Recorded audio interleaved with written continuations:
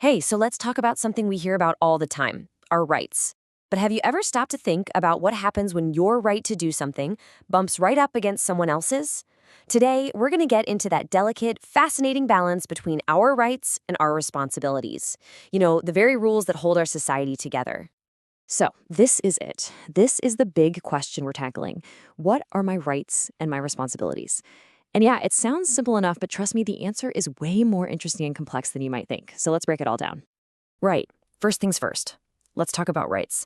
Because before we can even begin to understand our role in society, we've got to be super clear about what privileges and freedoms are actually officially guaranteed to us. So here's the key thing to get. A right isn't just a nice thought or a good idea. It's a privilege that we've decided is so fundamental, so absolutely necessary for a fair society that it has to be written down and protected by the full power of the law. It's basically a promise. Okay, but here's where it starts to get a little tricky. Our rights are not a blank check to do whatever we feel like. Every single one of them comes with what are called reasonable limits. A good way to think about it is this. Your right to protest is guaranteed, for sure.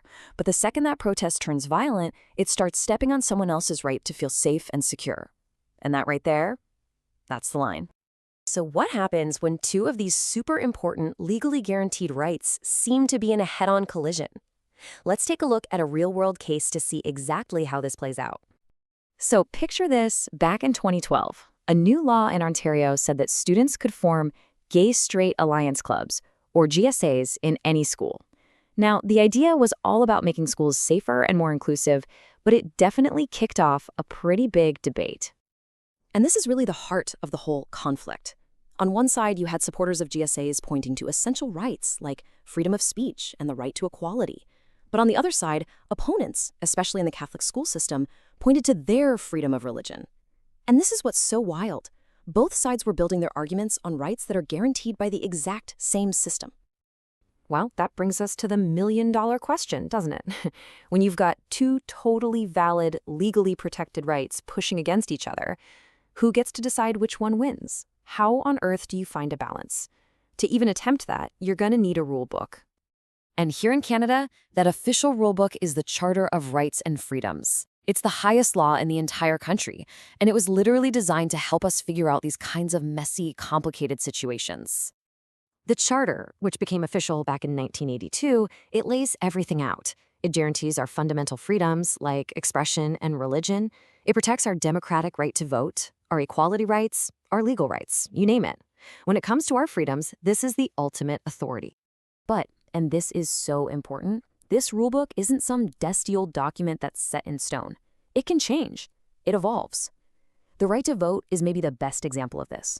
Just look at how it expanded over the last century, from only including certain men to eventually including women, different ethnic groups, and First Nations peoples. The Charter itself is a living document that's been used to push these rights even further. So we've got this incredible rule book for all of our rights, but that's only half the equation. The other half, which is just as important, is our responsibilities. Think of these as our shared code of conduct for being part of this society. It's not just about what you get, it's about what you give back to make sure the whole system actually works for everyone. Okay, so we've got our rule book, that's the Charter, and we have our code of conduct, our responsibilities. But who actually makes the calls when there's a disagreement? Who's the one interpreting the rules on the field? Well, that's the job of our referee, the entire judicial system. And this whole entire system is built on one simple but incredibly powerful idea, the rule of law. All it means is that the law applies to everyone, equally. No one gets a free pass. Not you, not me, not a giant corporation, not even the government. The courts basically have three big jobs. First, they settle disputes, just like that GSA debate we talked about. Second, they protect our rights and make sure they aren't violated. And third, they figure out what the laws, including the Charter, actually mean in the real world. When rights clash, they try to find a balance that limits those rights as little as humanly possible. And at the very, very top of this whole system is the Supreme Court of Canada. This is the final court of appeal, the last word.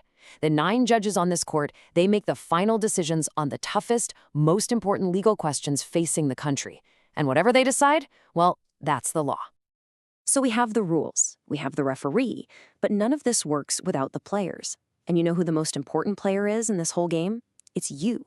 So let's talk about your role in all this. Your responsibilities are a mix of things. You've got the formal stuff like obeying laws, voting, and paying taxes, but the informal ones are just as crucial. Things like staying informed, really trying to respect different viewpoints, and maybe the biggest one of all, actively working to protect not just your own rights, but the rights of other people too.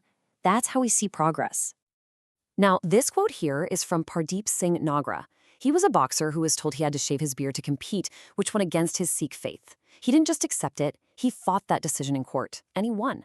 His story is an amazing reminder that protecting rights often means you have to take action. And like he says, that kind of activism is a crucial check on power. And look, being an informed citizen can sound like a lot of work, but it really just boils down to these 3 steps. 1, get your information from lots of different places. 2, always question your sources, who made this and why. And 3, make a real effort to understand perspectives that are different from your own. Which brings us to our final question, and this one is just for you. After everything we've talked about, the balance of rights and responsibilities, and the real power that each of us has to make a change, what is one right that is so important to you that you would stand up and fight for it? Something to think about.